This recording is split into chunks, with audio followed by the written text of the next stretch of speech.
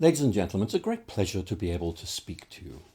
My name is Alister McGrath and I'm the Professor of Science and Religion at Oxford University. I'm recording this lecture in Oxford as my very busy schedule means I can't be present with you personally in Brazil. It's a great pleasure to be able to speak to you. This lecture is about the relation of the natural sciences and the Christian faith. And given the high profiles that both science and religion occupy in contemporary cultural debates, this is one of the most culturally significant and intellectually engaging themes of our age. Yet any discussion of the relation of the natural sciences and Christian theology must be located within a framework of understanding, which helps us to position them both. We need a big picture of reality, which does more than simply create space for science and theology, but helps us to see the nature, limits, and benefits of their interaction. There's growing interest across intellectual disciplines in retrieving this notion of a big picture, a rich way of seeing things which aims to frame and to hold together the elements of our experience and observation, bringing a sense of stability and coherence to life and thought. The New Testament speaks of the mind of Christ, a pattern of communal thinking about life and the world, which is disclosed in Jesus Christ as God incarnate. And from the outset, Christian theologians have realized the potential of their faith to generate and sustain a greater vision of life. C.S. Lewis, a writer who I admire greatly, once declared that his Christian faith allowed him to make sense of every other aspect of his rational and imaginative life, including the natural sciences. We all need some sort of theoretical framework, however modest, provisional, and correctable, for making sense of history, nature, and life. Whether consciously or unconsciously, we all see life through theoretical spectacles, which shape what we see and, perhaps more importantly, what we fail to see. That's why it matters to get the theory right. When I was a young man, I was an atheist. I was convinced that people believed in God because they were mad, bad, or sad. Back in the late 1960s, yes, I am very old, there was a widespread belief that religion was dying. Within decades, we were told, it would be extinct, relegated to history textbooks. A secular dawn lay just around the corner. But everything has changed from the 1960s when I was growing up. Back then, as the sociologists William Bainbridge and Rodney Stark pointed out, the most illustrious figures in sociology, anthropology, and psychology were unanimously of the view that they would live to see the dawn of a new era in which the infantile illusions of religion would be outgrown. But a generation later, this judgment can no longer be sustained. Religion has made an unexpected comeback. Far from dying out, belief in God has rebounded and seems set to exercise still greater influence in both the public and private spheres. The aggressive tone of the new atheism reflects this deep concern and their intense anxiety about the future of dogmatic atheism. The reason they're so angry about religion is that it's still here, and they have not been able to rebut it. That's why they use such aggressive rhetoric. They know they failed to make their case rationally, and so have to rely on ridicule and vilification instead. I'm one of those who experienced this renewal of faith myself. As a young man, I had read Sigmund Freud and Karl Marx and was convinced that religion was some kind of pathological disorder. It was an infantile delusion that shielded us from the realities of life. Then I discovered Christianity while studying the natural sciences at Oxford University. I began to realize that the case for atheism was much weaker than I had supposed. I began to become alarmed at the strident, dismissive tone of some atheist writings, which seemed more concerned to rubbish religion than to seek the truth. It wasn't long before I discovered two things that would change my personal world. First, I realized that Christianity made a lot of sense. It gave me a new way of seeing and understanding the world, above all, the natural sciences. Second, I began to see that Christianity actually worked, giving a sense of meaning to life. It wasn't just a set of interesting ideas, but something that brought purpose and dignity to life. This is an important point. These days, our postmodern culture's criterion of acceptability is not primarily, is it right, but rather, does it work? And it's obvious that religious belief works for many, many people, giving direction, purpose, and stability to their lives. The massive sales and impact of Rick Warren's book, The Purpose-Driven Life, which has sold far more copies than Richard Dawkins' God Delusion, is an obvious sign of this development. I kept on studying the sciences, which I still love, and gained a PhD from Oxford University for my research in molecular biophysics. But my heart and my mind had been seduced by theology, the systematic study of Christian ideas. Even to this day, it excites and thrills me. Now, science is one of humanity's most significant and most deeply satisfying achievements. Yet, though I loved science as a young man, I had a sense that it wasn't complete. Science helped me to understand how things worked, but what did they mean? Science gave me a neat answer to the question of how I came to be in this world. Yet it seemed unable to answer a deeper question. Why was I here? What was the point of life? The question really is whether the natural sciences can help us engage with these deeper issues, which the philosopher Karl Popper famously framed in terms of ultimate questions. For Popper, these were existentially significant questions, rooted in the depths of our being, yet which transcended the capacity of the natural sciences to answer. The physicist John Wheeler argued that our scientific observations at best yield only an island of knowledge in an ocean of uncertainty. There are limits to science's capacity to answer fundamental philosophical questions of value and meaning, partly reflecting limitations on the part of the tools we use to explore reality, and partly the nature of physical reality itself. So why don't we just limit ourselves to the relative security of this small island of knowledge? There are two obvious answers. First, we sense that there is more that can be known and are restless until we find it. We find strange objects washed up on the shoreline of our island, possibly pointing to mysterious unknown worlds beyond its coast. And perhaps more significantly, the kind of knowledge that's to be had on this island is existentially inadequate. It doesn't answer the really big questions of life. That's why the Spanish philosopher José Ortega argued that we need more than the partial account of reality that science offers. Now listen to what he has to say. Scientific truth is characterized by its precision and the certainty of its predictions.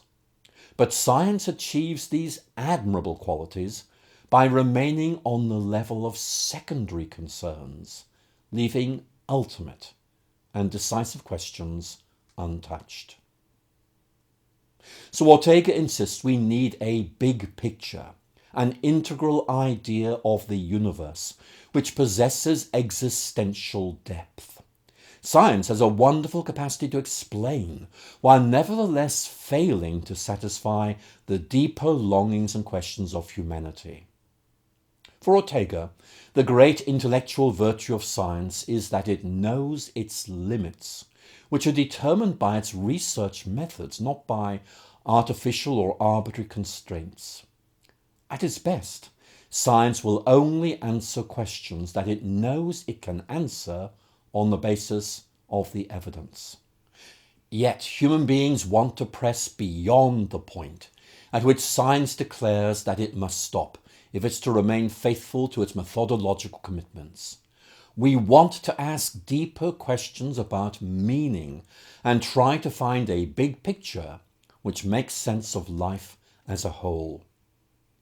As Ortega rightly observed, human beings, whether scientists or not, cannot live without trying to answer these deeper questions. He writes, "We are given no escape from ultimate questions. In one way or another, they are in us, whether we like it or not. Scientific truth is exact, but it is incomplete." So science is very good at taking things to pieces, yet analysis is not enough. We need to weave the various elements of our world in order to perceive the big picture. The great physicist Albert Einstein explored this point in a landmark lecture given at Princeton Theological Seminary in 1939 on the general theme of science and religion. Noting that until quite recently it was widely held that there was an irreconcilable conflict between knowledge and belief, Einstein pointed out how this view needed to be challenged. He's right. We now know that the idea that science and religion are permanently and necessarily in conflict with each other is an invention of the late 19th century, which the new atheism of Richard Dawkins and others has converted into a secular dogma.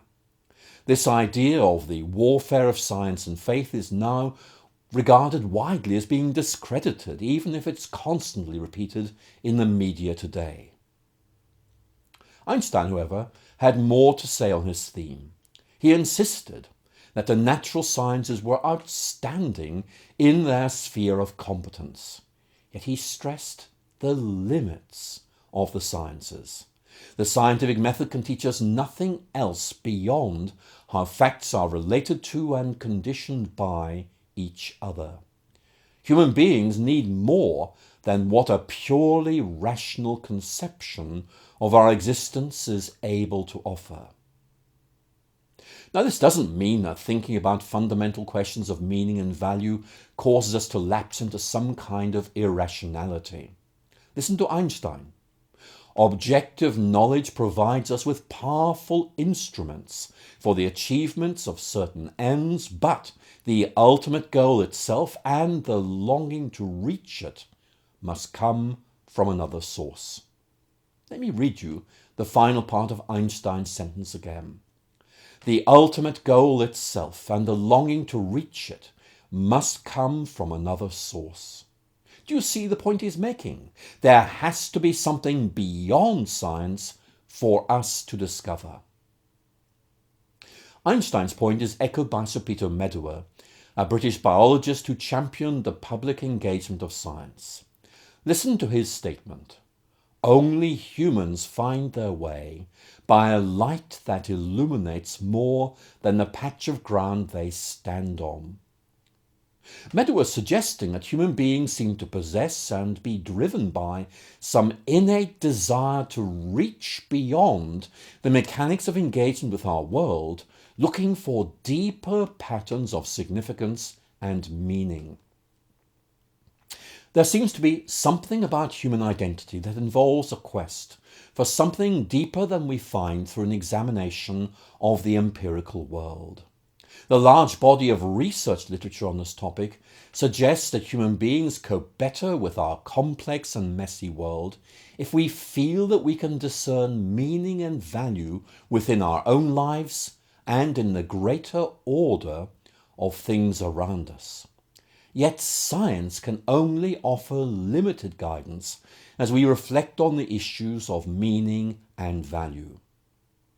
Two themes are of major importance in thinking about the interaction of the natural sciences and Christian theology: intelligibility and coherence.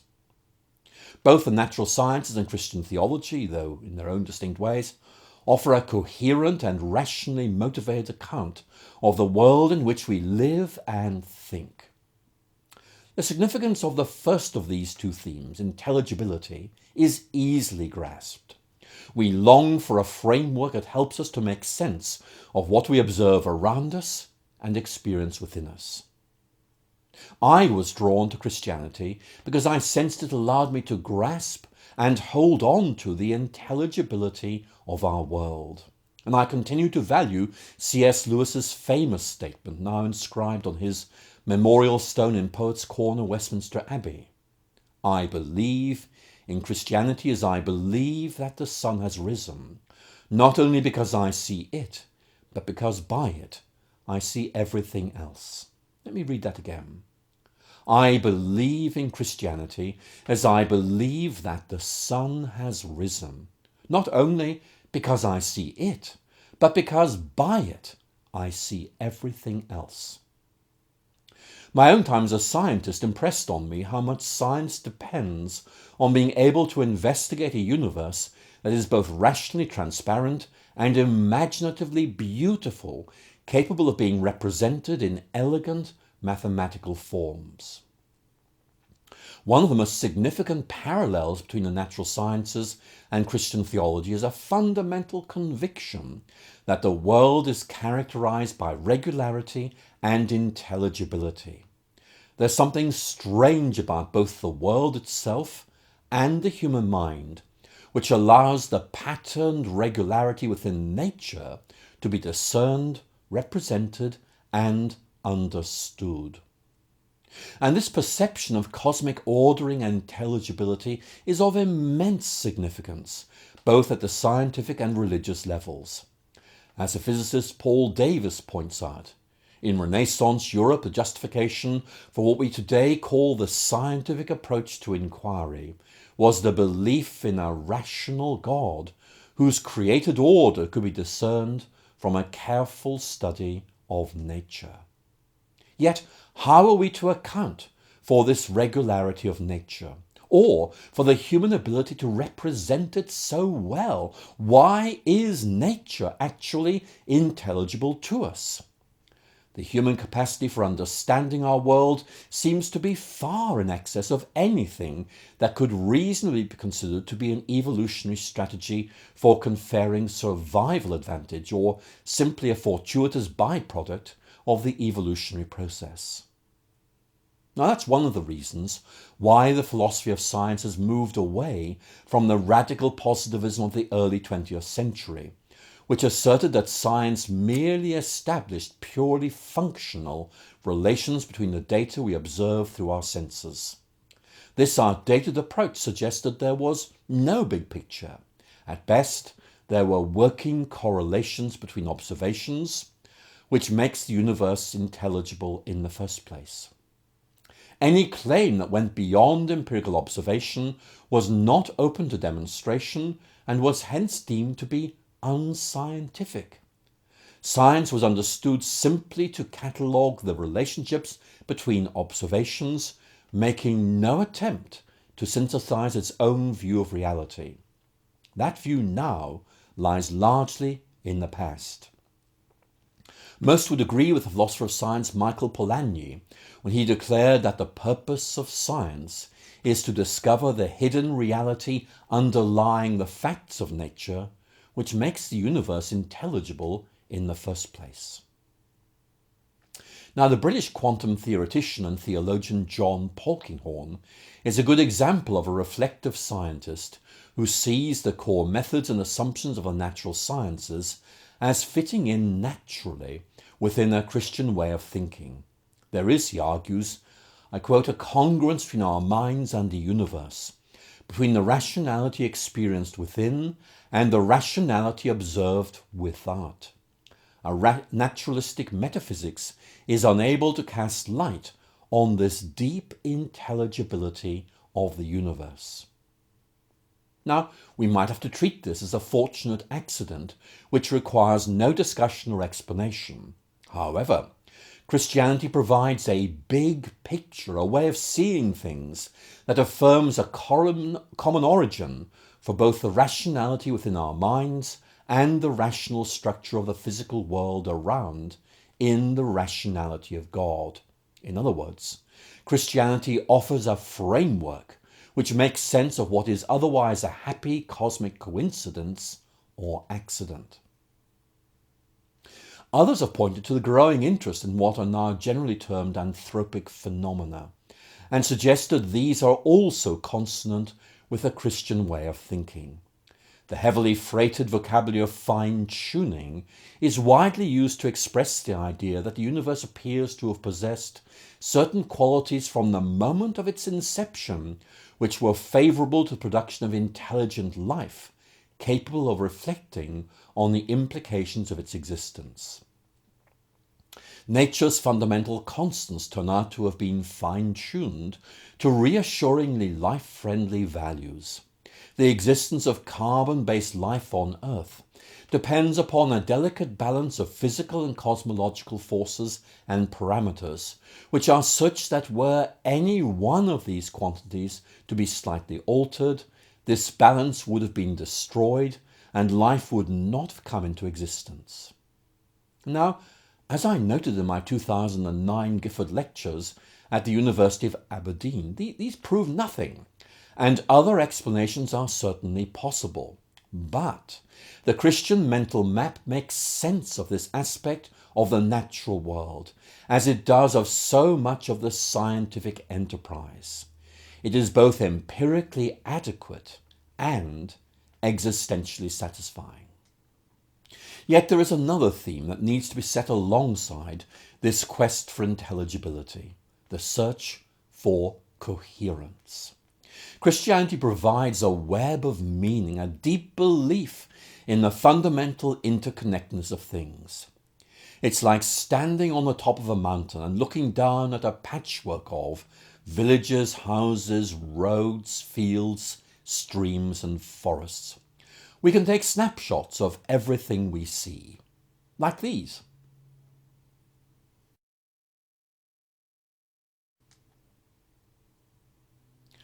But what we really need is a panorama that holds these snapshots together, that lets us see that there is a big picture, and that each of these little pictures has its place within that greater whole.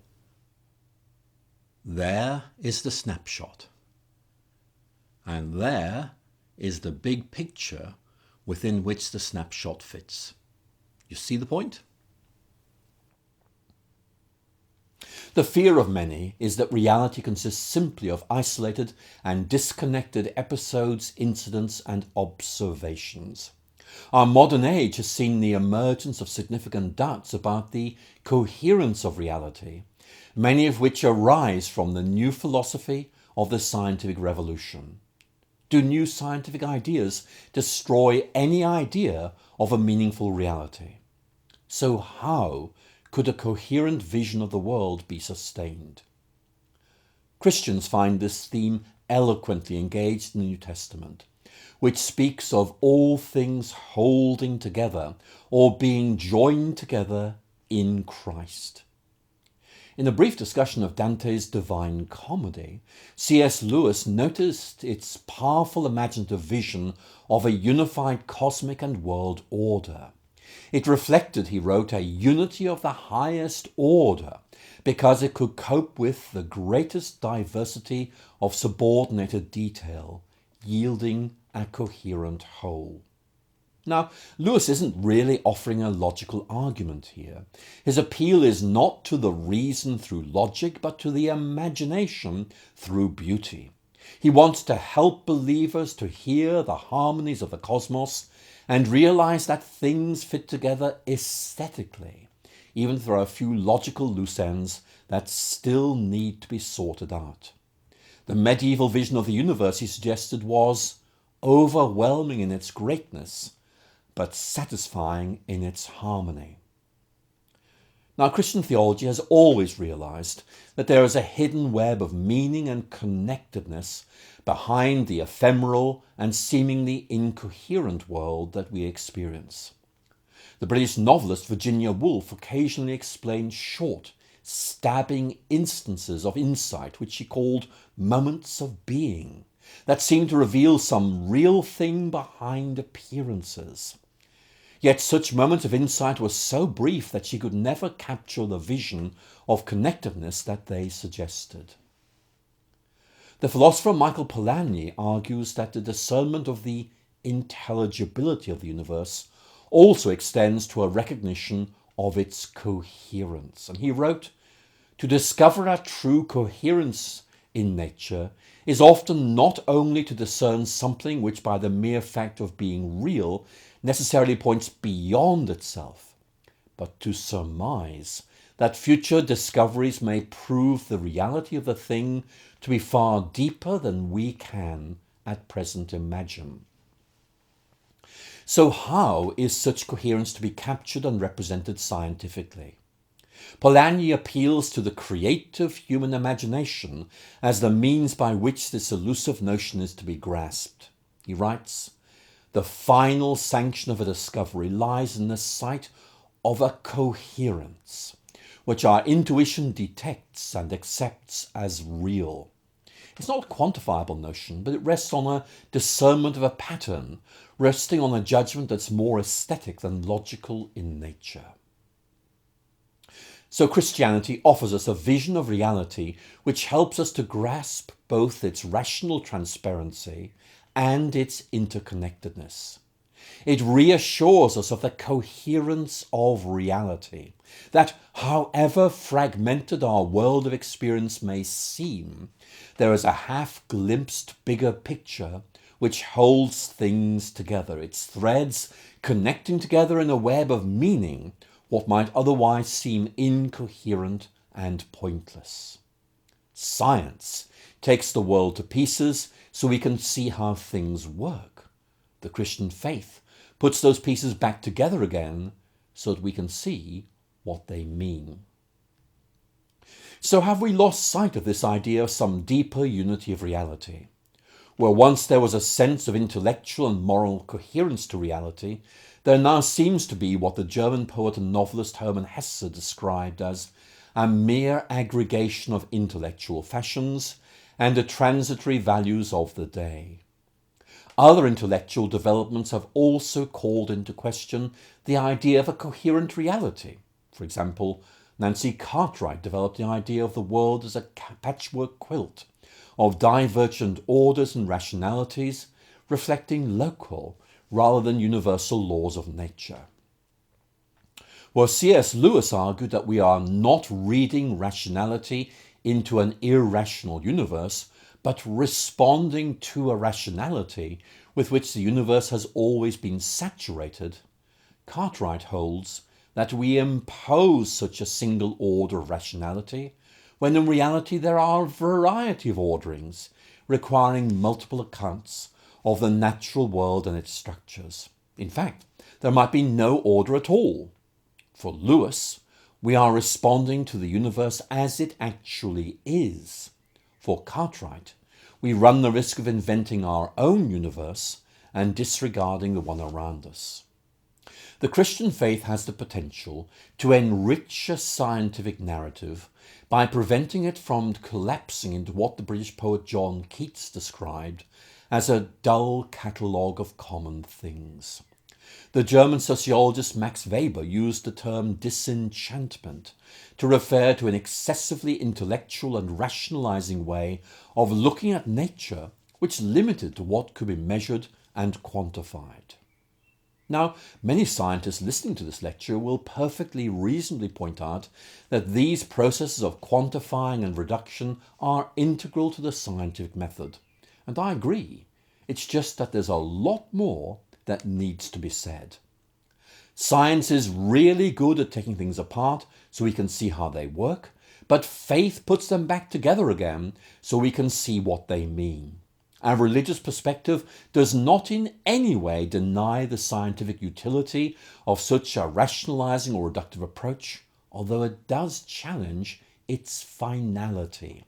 It simply insists that a fuller and more satisfying account of reality can be provided and offers a supplementation of a scientific narrative by which this might be achieved.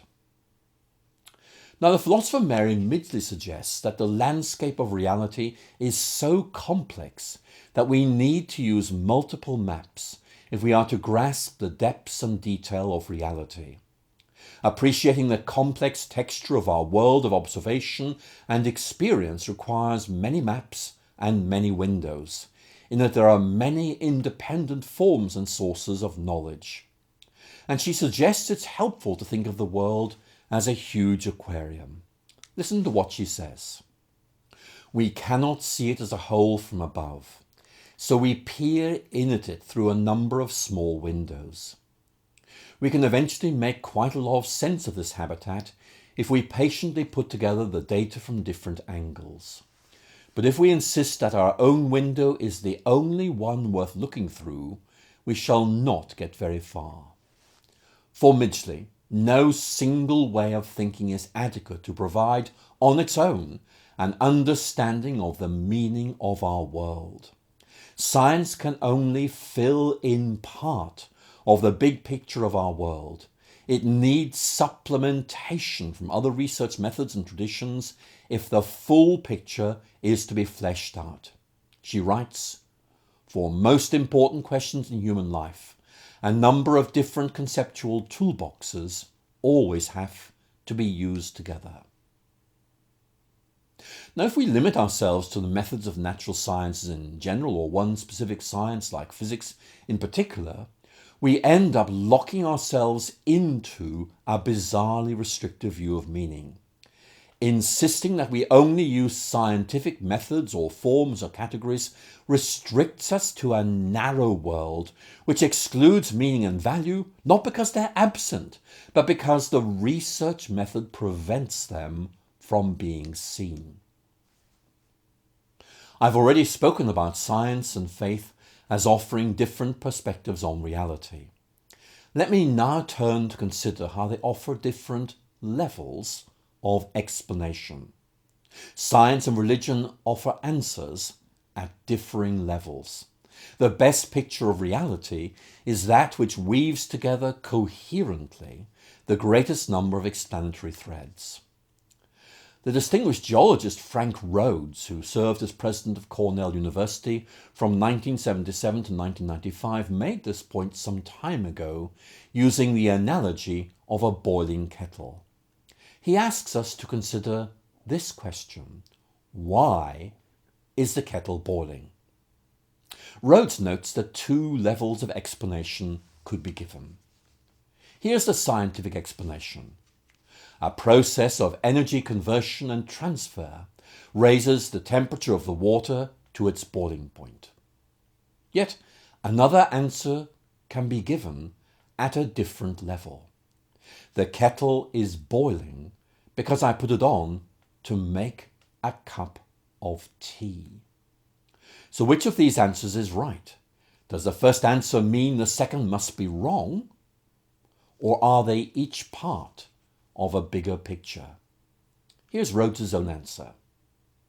Now, these are different answers, but both are true. Both are complementary and not competitive.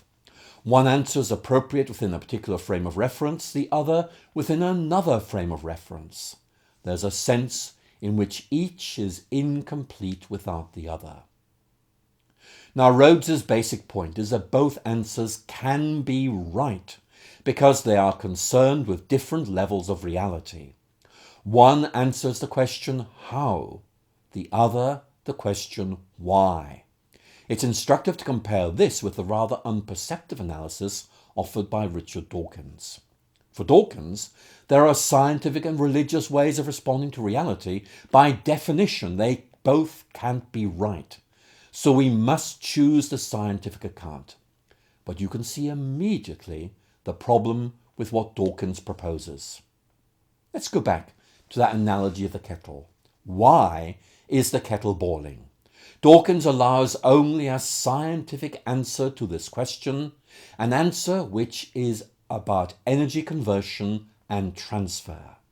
This is true as far as it goes, but it's only part of the answer, and we need the full answer. We need to know that one of the reasons that the kettle is boiling is my desire for a cup of tea.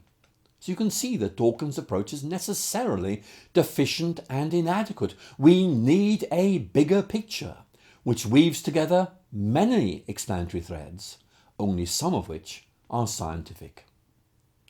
The point is that a single research method can only engage one level of what is usually a multi-layered reality, in effect preventing us from seeing or engaging other levels. The Scottish neuroscientist Donald Mackay made this point using a helpful analogy. The scientific method has been compared to a net, which can give knowledge only of those aspects of reality which it can catch.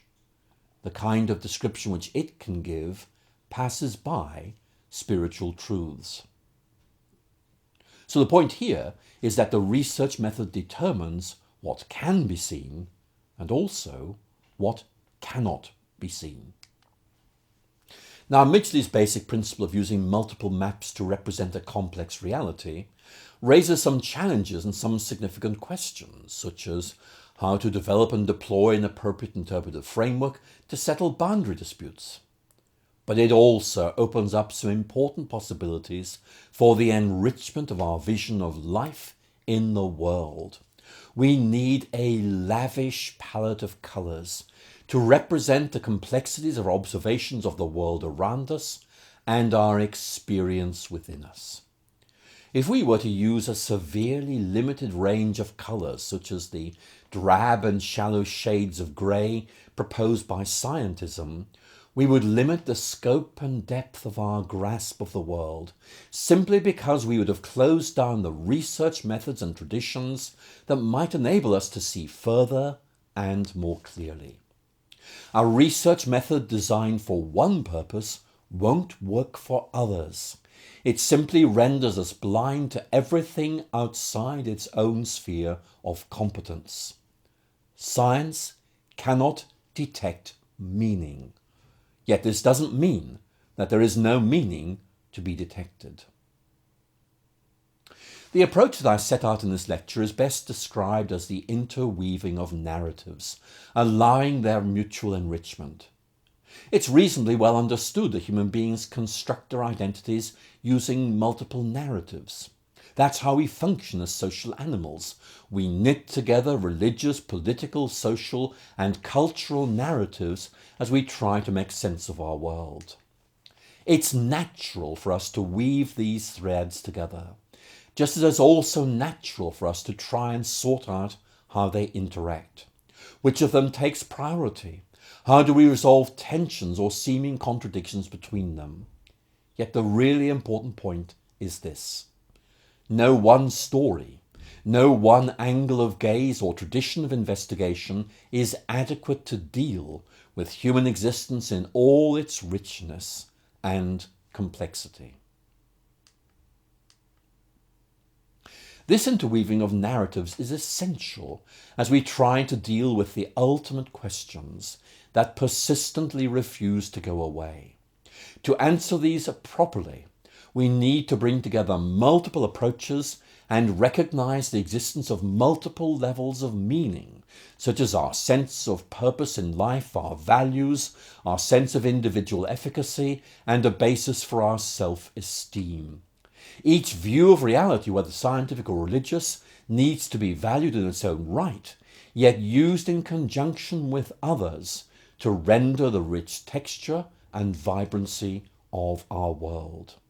And I propose a richer narrative, linking understanding and meaning, aiming to address what the American philosopher John Dewey once declared to be the deepest problem of modern life, which is, according to Dewey, our collective and individual failure to integrate our thoughts about the world with our thoughts about value and purpose. Perhaps I might offer an example to illustrate what I have in mind. I vividly recall looking at the night sky on winter nights in the late 1960s and seeing the belt of Orion, those three bright stars at the centre of the constellation of Orion. I was an atheist back in those days with no interest in God, but already knowing a deep sense of awe at the wonder of nature. I knew enough about astronomy to know that light took hundreds of years to travel to Earth from those stars. To look at those stars was, in effect, to travel back in time, I was seeing them as they were, not as they are. And I found that thought deeply troubling. Why? Because by the time the light now leaving those stars reached Earth, I would be dead. And those stars became for me symbols of my own mortality, chilling silent reminders of the brevity of human life. The universe might be very beautiful, but it also seemed totally pointless. It's a melancholy thought known to many scientists. For example, Ursula Goodenough, a biologist at the University of Washington, recalls being overwhelmed with terror at the thought of the immensity of the universe and the fact that it would one day come to an end. No longer could she appreciate the beauty of the stars. They now represented meaninglessness and despair. Listen to what she wrote. The night sky was ruined. I would never be able to look at it again. I wept into my pillow the long, slow tears of adolescent despair. A bleak emptiness overtook me whenever I thought about what was really going on out in the cosmos or deep in the atom. So I did my best not to think about such things.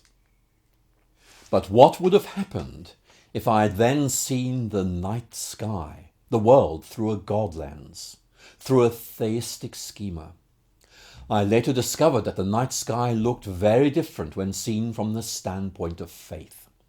Yes, it was a symbol of immensity against which I seemed insignificant. Yet I realized that, despite my cosmic insignificance and brief lifespan, I mattered to someone and something deeper. One of the world's most famous photographs was taken in 1990 from the Voyager space probe during its mission to study the outer solar system. 12 years after its launch, it reached the planet Saturn and sent back images of this great planet. The astronomer Carl Sagan suggested playfully that the probe's cameras should show where it had come from, not simply where it was going. And after much negotiation, NASA agreed that Voyager would send back an image of Earth, seen from a distance of about 6 billion kilometers. That's how we came to see the famous image of planet Earth as a pale blue dot, set against the darkness of space, a lonely speck in the great enveloping cosmic dark. How small and insignificant we seem compared with the vastness of space. To this day, I keep on looking at that image from Voyager, that minuscule pale blue dot, which is our cosmic home. And I find my thoughts straying to one of the Psalms, which seems to anticipate the thoughts and emotions I now experience when looking at that lonely speck in the great enveloping cosmic dark. Listen to these lines from Psalm 8. When I look at your heavens, the work of your fingers, the moon and the stars that you have established, what are human beings that you are mindful of them, mortals that you care for them? The psalm exults that human beings are part of God's creation and are thus both named and loved by the God from whom all things come. Our lives are touched by transcendence in that God chooses to relate to those whom he created. I've explored this idea in a number of my books, and I'd like to recommend one in particular which has recently been translated into Portuguese. It's a very accessible version of my 2009 Gifford Lectures, which was published with the English title Surprised by Meaning, Science, Faith, and How We Make Sense of Things. It's very easy to read, and it's been very well received by its many readers. If you enjoyed this lecture, this work will help you explore further most of its central themes. Here are the contents of the book.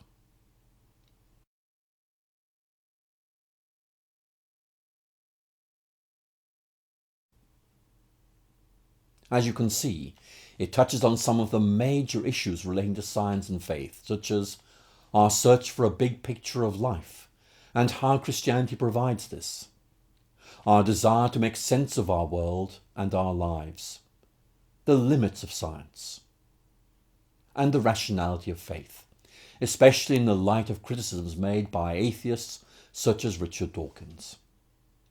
Now, ladies and gentlemen, I must conclude. Here's the point I want to make in closing.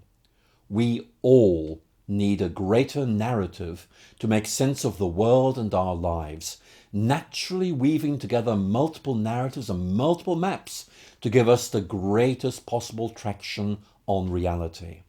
Reality is just too complex to be engaged and inhabited using only one tradition of investigation. That, I suggest, is why we need both a robust theology and an informed science. We need the best picture of ourselves and our world that we can devise if we are to inhabit it meaningfully and authentically. And I hope that this short lecture will help set the scene for your discussions of this wonderful and important theme. Ladies and gentlemen, thank you so much for listening.